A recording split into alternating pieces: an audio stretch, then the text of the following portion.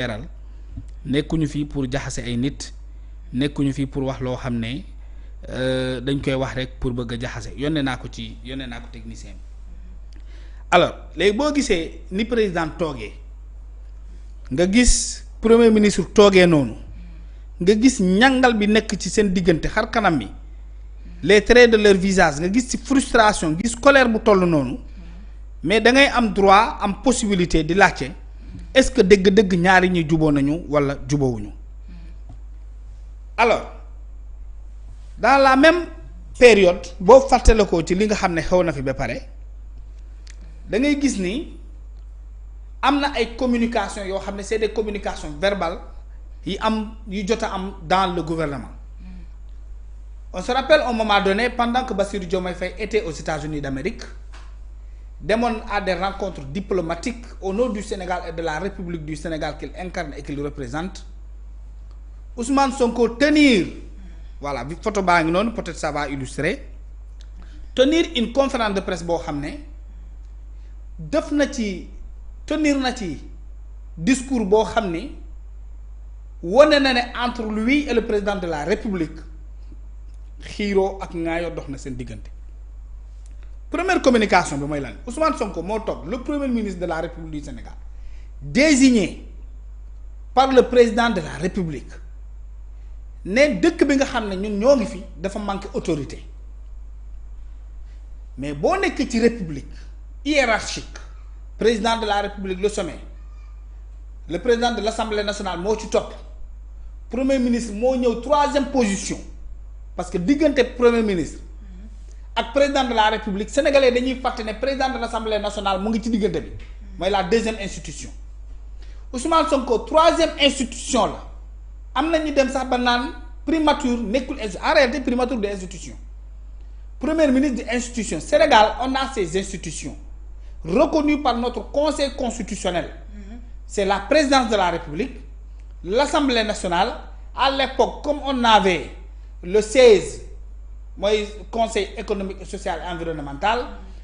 auparavant on avait eu le ACCT au conseil des collectivités territoriales du temps de Wade on avait le Sénat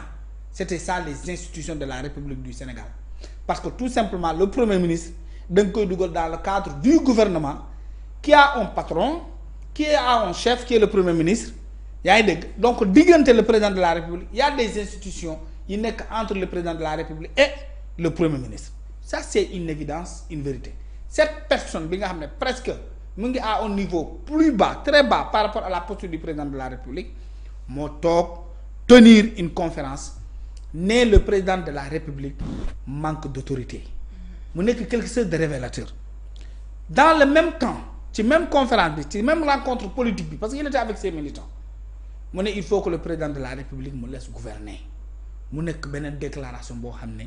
dafay wane ne entre lui et le président de la République peut-être am na xiiroo ak ŋaayoo wala ñàkk déggante bi nekk seen diggante mais yemul foofu bu ñu génnee ci cadre boobu ñuy dawalaat dans la même semaine on a vu un Guy Marius Sagna qui fait une sortie qui dit tout simplement qu'il y a au Sénégal un président légitime et un autre président légal maanaam député à l'Assemblée nationale une institution de la République du Sénégal un député du haut de son siège et de sa posture de parlementaire conteste la légitimité du président de la République au profit du premier ministre qui est Ousmane Sonko xam nga loolu yëpp boo ko dëkkee nga nekk ci di ko dégg ci dëkk bi sawaay si wax dëgg yàlla war na mën a yomb pour que nga jàpp ni entre premier ministre bi ak président de la République bi neexawuñu maintenant il y a l'histoire politique boo xam ne ça leur a permis ñoom ñëpp ñu arriver au pouvoir Ousmane Sonko connu des Sénégalais leader du parti PASTEF tout puissant premier ministre qui a véritablement une forte dose de présence en termes de militants am une capacité de mobilisation am une unanimité dans son parti nekk un chef suprême dans le PASTEF nekk quand même quelqu'un qui est capable de créer des maires créer des députés créer des ministres institution ba créer un président de la République daanaka xam nga loolu la ñuy wax donc kooku bu demee ba tey désigner un candidat pour son parti ou pour sa coalition battre campagne pour lui et si c'est la même personne bu ñëwaatee quand même di tenir discours bu mel noonu war nañoo mën a toog ne est-ce que dëgg-dëgg entre les deux y a pas eu de problème ou est-ce que ça va comme il le fallait. Donc loolu mooy la première réalité, loolu mooy la première pertinence. Beneen bi jamono di dox, c'est un rappel historique bi may def jamono di dox ñu dem ba toll ci benn niveau alors ñu gis ñuy dem ci ay cérémonie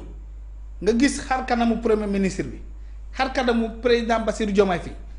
cérémonie bi jot président def discours le premier ministre n'a pas parlé, il n'a pas tenu un mot nga gis ñu mu exprimer la colère qui était là visible dans son visage dañuy jàpp ne kon dëgg-dëgg entre ñoom ça ne va pas. Ensuite ñu dem jamono di dox ba ñuy gis un premier ministre qui s'absente à des conseils, à un conseil de premier conseil des ministres mais avant ce conseil des ministres gis nañu président di tukki di dem Rwanda ensuite dem Kenya le premier ministre gungeew ko alors que dans l'ordre protocolaire le premier ministre doit accompagner le président de la République lors de ses déplacements au niveau international même semaine bi président ñibbisi dem conseil des ministres gis suñu premier ministre ñenn ñi di naan oui pourquoi le premier ministre n'est pas venu polémique bi commencé di jug gars yi kenn ku nekk ngay alimenter li nga xam ci mbir mi mu créé benn coow benn tollé boo xam ne les Sénégalais ont eu besoin quand même de savoir est-ce que dëgg-dëgg il y a eu entre une querelle entre les deux ci même rythme bi nga gis un premier ministre qui affiche def ngeen benn créer benn annonce ne j'ai une importante déclaration à faire même semaine bi nga gis benn texte bu génne ñu naan le premier ministre Ousmane Sonko aurait au conditionnel déposé une démission dans le bureau du président de la République paraît-il que président Bassirou Diomaye Faye moo ko dénoncé ñu xëy rek ñu naan non communication bi du am loolu yëpp nekk xoolal li xewandoo ci même époque bi ci même période bi ci même temps bi ci même week-end bi ñu génnaat nit ñu weddi non premier ministre du wax parce que dafa feebar ainsi de suite moom mu xëy rek bindaat ci page Facebook am les Sénégalais j'ai une importante déclaration à faire dans ci benn jamono joo xam ne ñëpp ñoo ngi wax ne premier ministre boo gisee ñëwul c'est parce que dafa jote ak Bassirou Diomaye Faye boo gisee premier ministre ñëwul te ñii naan dafa feebar. ñii naan dafa feebar. ci jamono joo xam ne gis nañu président di tukki premier ministre gungeew ko. loolu yëpp bu fi xewee nag il faudra que quand même mu am ñu taxaw interroger réellement mettre sur la table pour wax nit ñi lan moo xew ci seen diggante mais yemul foofu le premier ministre tient maintenant une déclaration un samedi dans sa déclaration presque remercié wu le président nit ñi ils n'ont pas prêté attention à cela le premier ministre ne revient pas pour dire au président bravo jaaraama jàmbaar nga ainsi de suite dafa wax ci feebaram nee nit ñi way dama sonnoon maa bind lettre président de la République pour ñaan ko congé parce que dama soxloon noppalu sama yorom dafa xawoon na suutante weddi Aïda Mbodj ne ko feebaru moo j'étais juste fatigué j'ai écrit ensuite le président de la République est venu me voir alors nit ñi commencé gën na toute la presse sérieuse à contester Ousmane Sonko même la presse qui soutient le pouvoir ne ko sëñ bi wax dëgg yàlla li nga wax nii mënoon nga ko vocal noppal nit ñi mënoon nga bind ci sa Facebook ne lu da ngay dem meeting mënoo wax nit ñi te ay importante déclaration à faire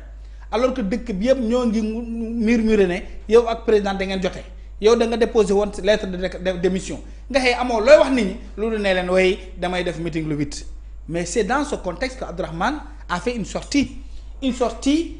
qui dément presque la posture du premier ministre sortie Abdourahmane bi boo ko jàngatee profondément da nga xam ne dafa weddi Ousmane Sonko à plusieurs niveaux je m'en vais t'expliquer pourquoi sortie Abdourahmane Diouf bi dafa weddi li nga xam ne moom la premier ministre Ousmane Sonko wax benn Ousmane Sonko dafa ne dama sonn ne président Bassirou Diomaye Faye dama ko laaj autorisation de repos beneen bi mu ni moom xamul repos day dem ba sonn soog a noppalu xëy rek bombardé woote rencontre le 8 ne damay def 3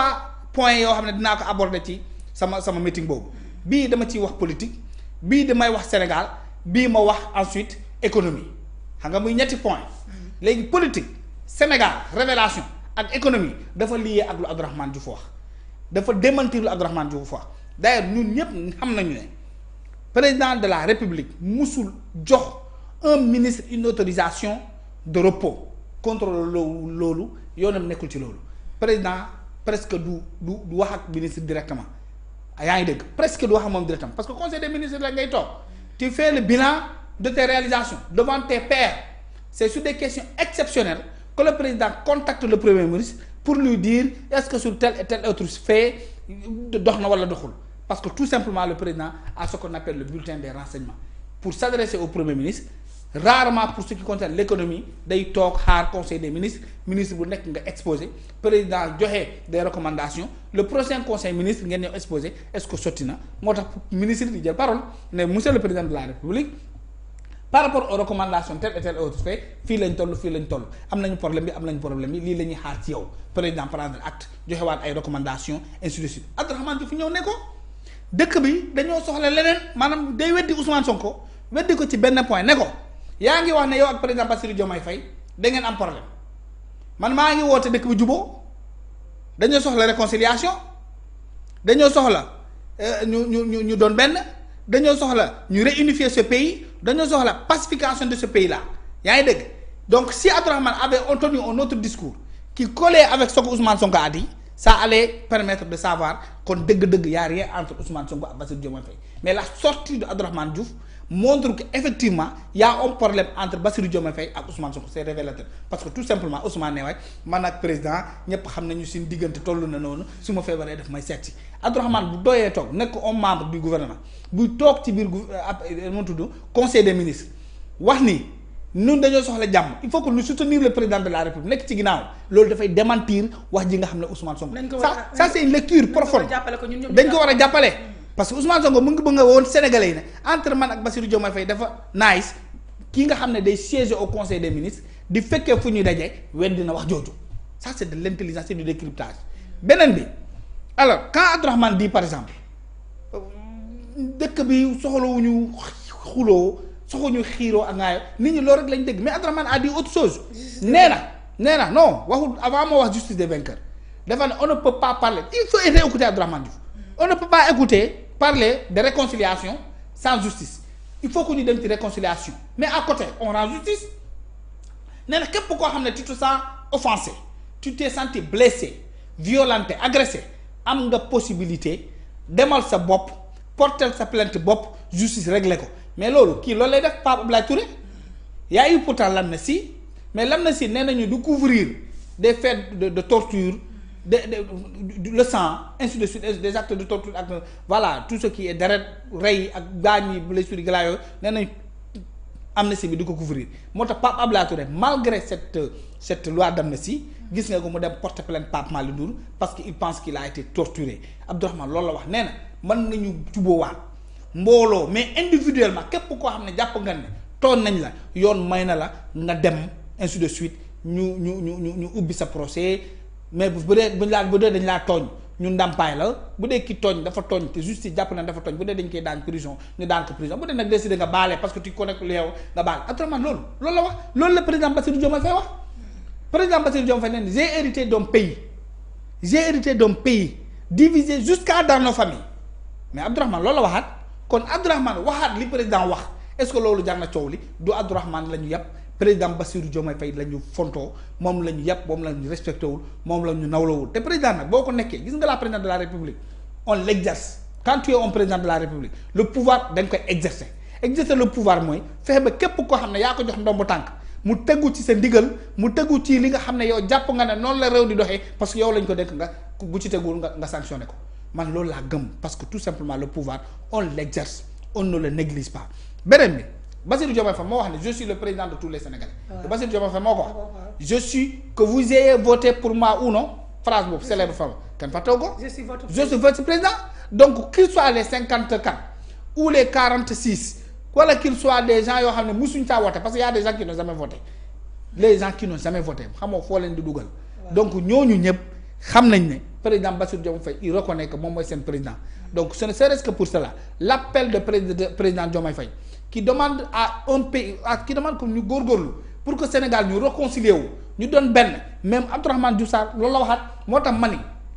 képp ku critiquer li nga xam ne Abdourahmane Diouf loolu la def Bassirou Diomaye Faye ngay critiquer woote Bassirou Diomaye Faye ngay weddi te mënoo nekk ci gouvernement président am benn principe de réconciliation nationale principe d'unité nationale principe de retour à la paix à la quiétude principe boo xam ne day delloo réew mi ci jàmm ak salaam kenn ku nekk nga nekk ci sa liggéey parce que réew mu amul jàmm liggéey amu fa réew mu amul liggéey jàmm du fa am parce que tout simplement boo amul la yóbbu sa kër da ngay dëkk ci fitna boobu mooy waral nit ñi di agressé mooy waral nit ñi di violé mooy waral nit ñi di sàcc loolu waral nit ñi di reyante loolu mooy waral ay coupures de route loolu mooy waral lépp loo xam ne ñaawteef la boobu buñ ci dëkkee rek yaa ngi dëgg réew moom dafay dugg ci musiba boo xam ne kenn dootu ko réparer kenn dootu ko mënatu ko réparer loolu la président Bassirou Diomaye Faye wax donc tous ces ministres fut-il Ousmane Sonko qui conteste ou qui critique Abdourahmane Diouf Sarr la responsabilité du président Bassirou Diomaye Faye c'est d'assumer yaa ngi dégg l'exercice de sa fonction présidentielle jàpp ñooñu daxaleen sa gouvernement parce que ñooñu c'est des ennemis dans le gouvernement du président Bassirou Diomaye Faye qui se sont affichés mun na nekk na sama noonu weddi li ma bëgg te man ngay liggéeyal man maa la fal maa la nommé ainsi de suite nekk ci si li la neex su ma wootee jàmm yow nga nekk ministre nga naan yow bëggoo jàmm nitu fit na kenn du ko tey ci gouvernement dañu leen war a dàq. ma loolu laa gëm ñoom Pastef dañ ne Abdourahmane Diouf la président war a dàq parce que moom dana président xoolaatal ni ngay yore parce que ñi yow ay seen président nee na président kenn du ko wax ne ko yow lii nga war a def benn bi ci topp mooy Seydi Gassama taakale nag ki nga xam ne moom mooy Abdourahmane Diouf nee na carrément juboo mënta am fekk justice amul ndax nag bu fekkee ne juboo am na te justice amul mën na bañ a yegg ba fi Abdourahmane Diouf oui Seydi Gassama moo ko attaqué nee na justice mënul maanaam mu juboo mënul am fekk justice amul te mënul nangu tey jii lu li xew tey jii ñu bëgg rek juboo li nga xam ne moom mooy population sénégalaise bi te bàyyi fi justice bi dañu war a defar justice ba justice bi ñun ñi juboo ñu soog a war a ñëw nag ci réconciliation te loolu la Sonko wax démb. waaw mais man nee naa la Abdourahmane Diouf loolu la wax Abdourahmane Diouf dafa ne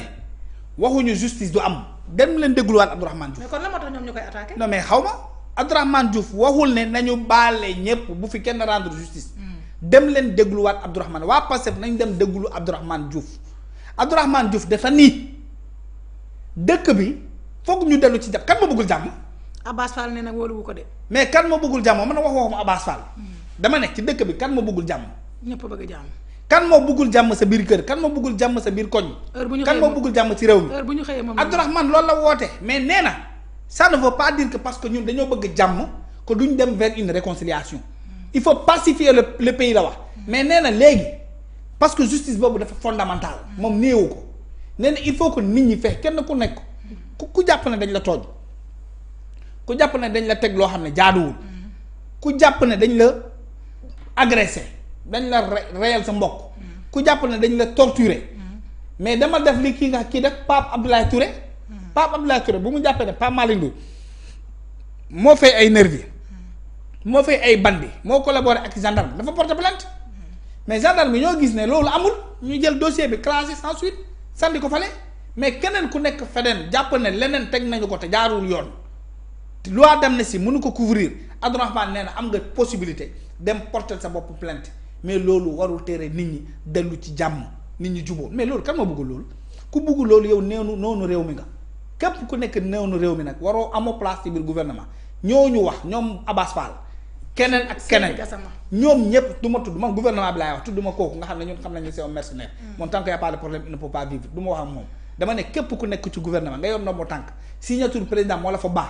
nga contre li Abdourahmane Diouf wax dañ laa war a dàq ci gouvernement bi parce que tu es un ennemi de la République tu es un ennemi du président de la République un président ne garde pas dans ses rangs ses ennemis visibles bu dee tapale wuñu Pastef nag mën nañ lu ne Pastef mën nañu cuut man noo leen ko waxee mën nañ lu ne Pastef mën nañ def semblant di xeex fekk xeexuñu Pastef mën nañu semblant di xuloo fekk xuloowuñu Pastef mën nañu saagante fekk dëgguwul ci ñoom Pastef mën nañu pesante fekk du dëgg ci ñoom Pastef mën nañu jamante paaka bu caméra ay coupé kenn ku nekk nga dem pansement sa morom ngeen toog bokku ndekki bokku añ bokku njogonal dem soirée baali ainsi de suite loolu Pastef la ñoo mel noonu léegi nag s'ils sont sérieux qu'il y a vraiment une crise entre ministres qui s'attaquent président de la République doit chiffrer la fin de la récréation il connaît déjà ses ennemis dans son gouvernement un ennemi on ne le garde pas dans son gouvernement on l'écarte